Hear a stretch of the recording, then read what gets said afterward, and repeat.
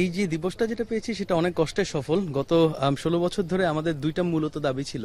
একটা হচ্ছে গিয়ে একটা ইন্ডিপেন্ডেন্ট কমিশন করা, যেন কিনা পেছনে ষড়যন্ত্রকারীরা বের হয়ে আসে এবং এর পরবর্তীতে সুষ্ঠুভাবে বিচারটা যেন হয়, এবং আরেকটা ছিল হচ্ছে গিয়ে শহীদ সেনা দিবস।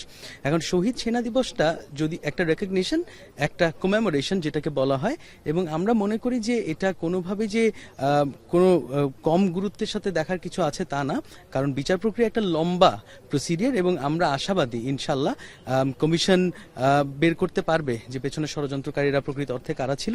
এবং আমরা যে একটা কমপ্লেন ফাইল করেছিলাম আন্তর্জাতিক অপরাধ ট্রাইব্যুনালে শেখ হাসিনা সহ বাকিদের বিরুদ্ধে, সেইখানেও একটা ইনভেস্টিগেশন হওয়ার কথা। এই দুটো মিলিয়ে আমি আশাবাদী যে আমরা বিচারের কাছাকাছি যাচ্ছি। Thank you.